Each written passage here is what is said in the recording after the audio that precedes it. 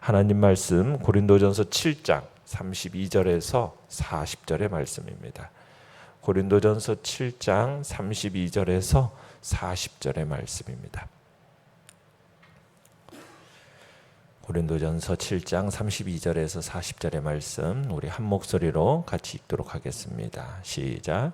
너희가 염려 없기를 원하노라. 장가가지 않은 자는 주의 일을 염려하여 어찌하여야 주를 기쁘시게 할까 하되 장가간 자는 세상 일을 염려하여 어찌하여야 아내를 기쁘게 할까 하여 마음이 갈라지며 시집가지 않은 자와 처녀는 주의 일을 염려하여 몸과 영을 다 거룩하게 하려 하되 시집간 자는 세상 일을 염려하여 어찌하여야 남편을 기쁘게 할까 하느니라.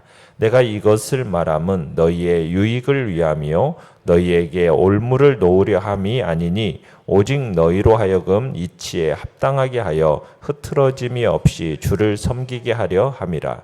그러므로 만일 누가 자기의 약혼녀에 대한 행동이 합당하지 못한 줄로 생각할 때에 그 약혼녀의 혼기도 지나고 그같이 할 필요가 있거든 원하는 대로 하라. 그것은 죄짓는 것이 아니니 그들로 결혼하게 하라.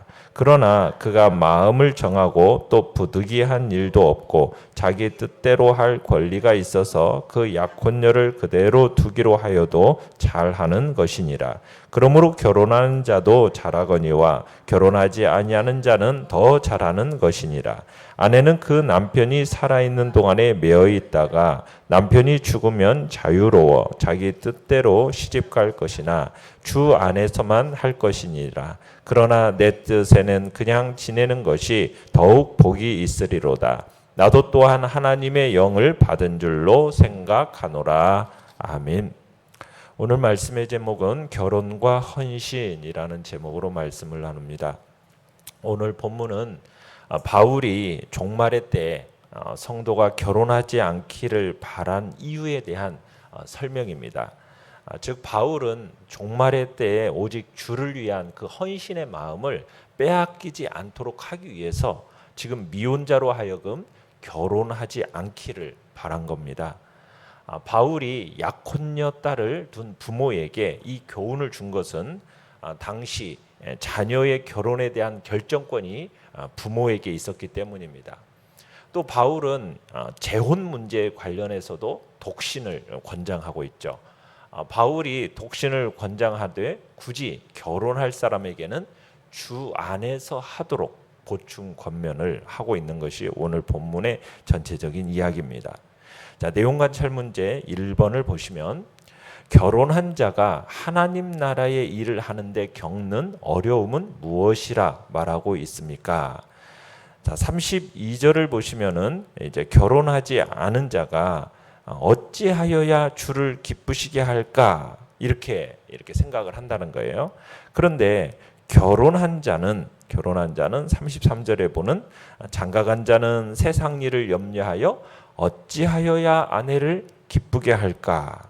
또 34절 뒷부분에 가도 시집간 자는 세상 일을 염려하여 어찌하여야 남편을 기쁘게 할까?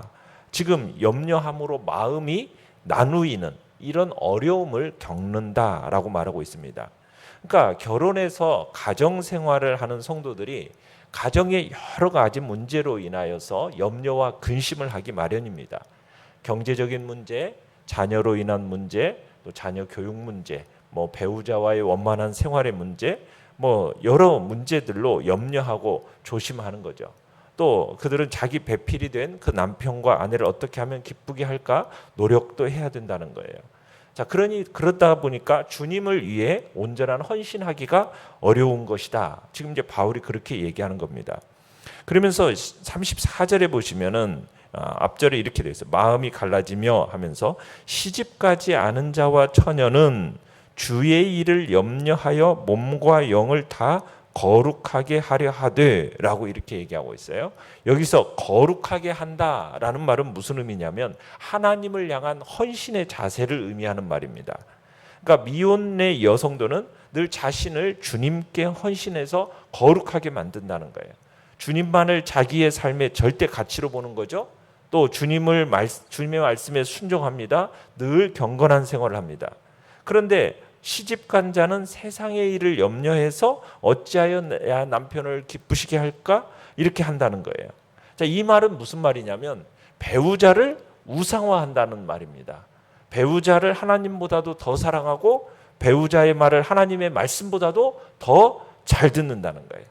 오직 배우자의 행복만을 우선시하는 이야기를 하고 있는 겁니다. 그리고 배우자의 사랑을 하나님의 사랑보다 더 크게 여긴다는 거죠. 이게 이제 배우자를 우상화하는 일입니다.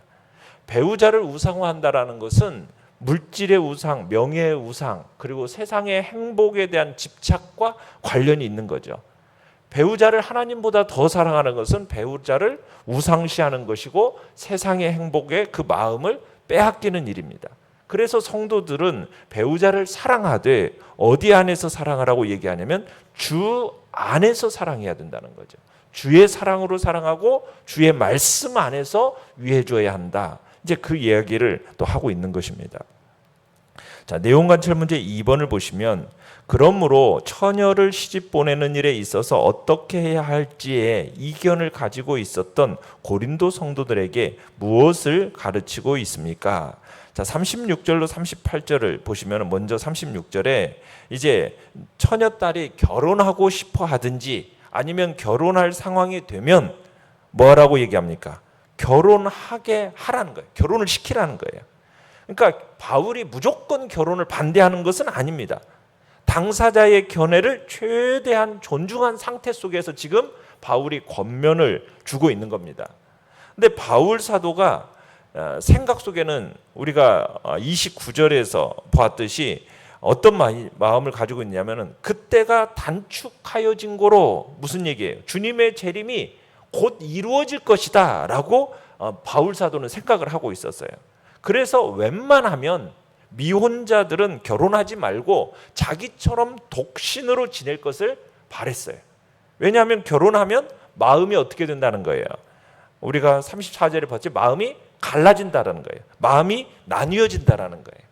주님을 일편단심으로 섬기는 일에 있어서 회방을 받을 뿐만 아니라 또 재림 전에 닥칠 그 환난 속에서 미혼자가 기혼자보다 괴로움 당하는 일이 조금은 덜 할 것이라고 생각했기 때문에 지금 사도 바울이 이렇게 얘기한 겁니다.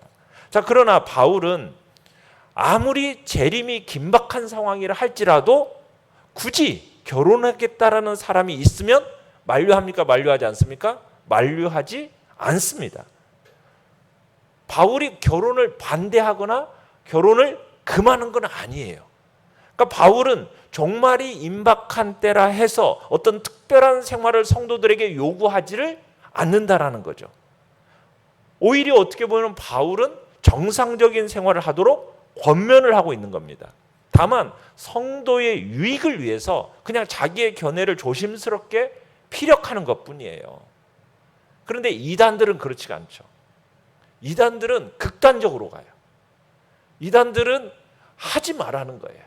그건 잘못된 거예요. 사도 바울은 분명하게 얘기해요. 결혼하기를 원하면 결혼하라는 거예요. 이것을 우리가 잘 분별해 내야 됩니다. 자, 바울은 처녀딸을 시집 보내는 것도 잘하는 일이고 시집 보내지 않는 것은 더 잘하는 일이다라고 38절에서 얘기를 해요. 그러니까 이런 사실이 보여주듯이 바울은 결혼한 것을 결코 악하게 보지는 않았다라는 거죠. 다만 바울은 성도의 유익 차원에서 결혼 문제를 강조하고 있는 겁니다. 종말의 때에 결혼하지 않는 것이 더 유익하다라는 것을 지금 자기의 의견을 피력하는 겁니다. 주님의 그 재림 사건은 결국 성도의 이 내세를 결정할 중차지에 대한 사건 아닙니까? 그러니까 무엇보다 주님의 재림을 잘 준비해야 될 것을 이야기하는 겁니다. 자, 그러면서 이제 39절에서는 이제 과부들의 결혼 원리는 처녀들의 이 경우와 동일해요. 과부들은 다시 결혼하든지 혼자 그냥 지내든지 이게 자신의 뜻과 의지를 따라서 결정할 수가 있다는 거예요. 그러나 그들에게 하나의 조건이 주어져 있는데 39절 끝에 보면 뭐라고 얘기하고 있습니까? 주 안에서만 할 것이니라, 이렇게 해서 주 안에서만 하라는 거예요. 그러니까 성도는 종말의 때라 할지라도 결혼할 수 있어요.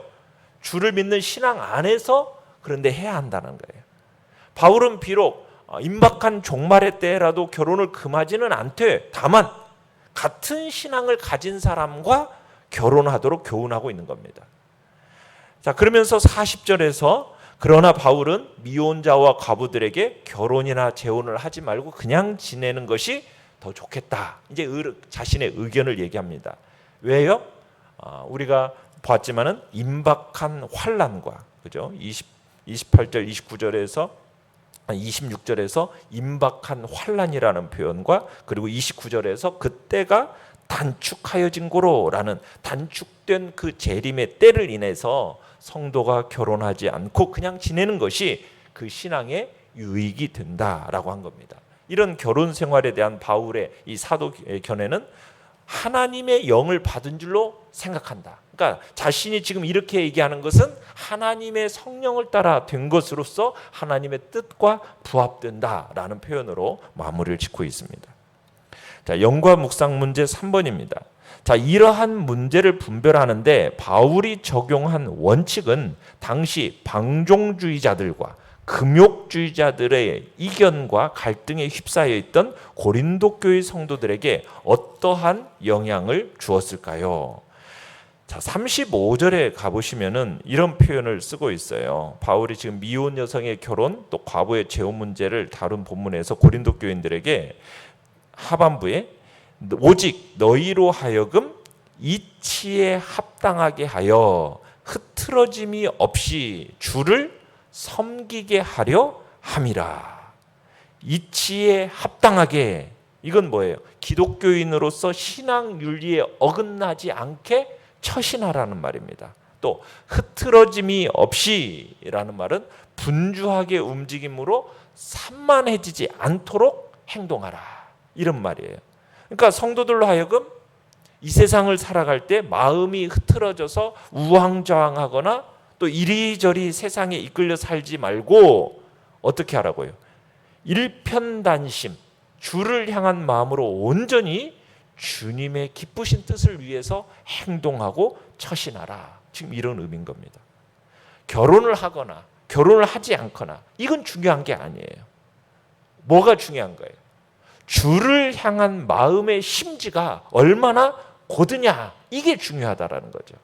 그러니까 성경이 얘기해요. 먹든지 마시든지 무엇을 하든지 누구를 위하여 하라? 주를 위하여 하라. 주님의 하나님의 영광을 위해서 하라. 이게 권면이거든요. 그러니까 우리 인생들, 성도들의 인생의 초점은 어디에 맞춰져야 되는 겁니까? 주님께 맞춰지고 모든 일을 주와 신앙의 유익을 위해서 감당해야 될 것을 얘기하고 있는 겁니다. 느낀 점 4번입니다.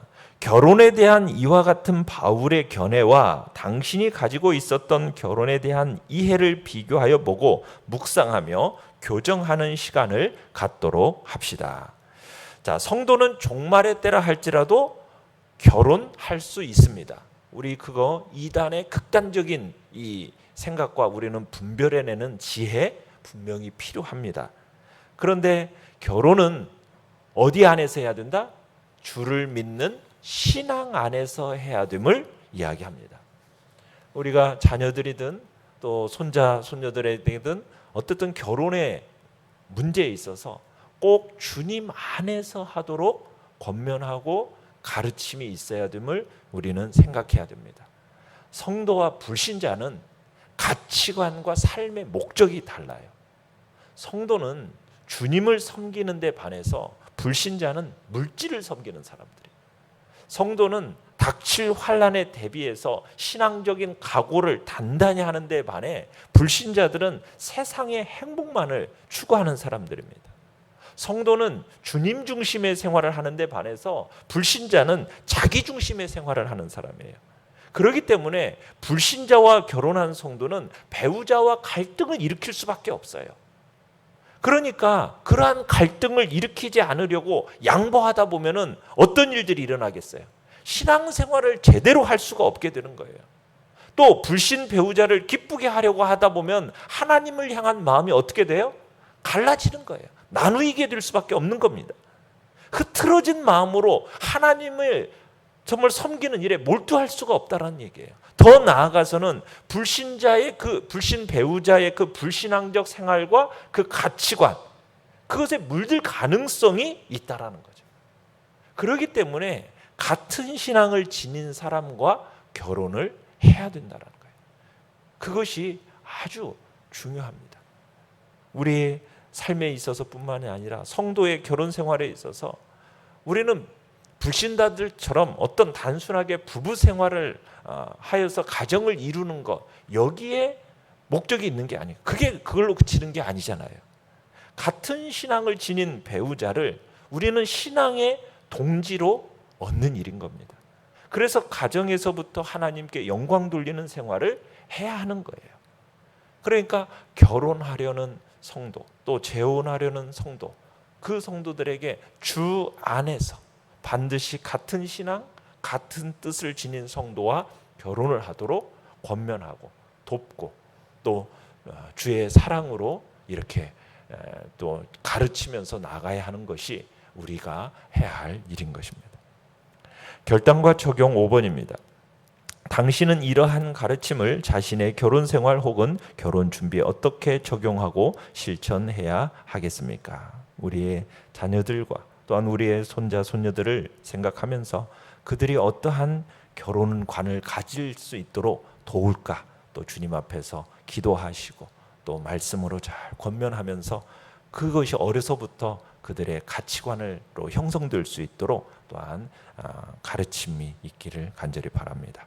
오늘의 기도 같이 읽겠습니다. 시작.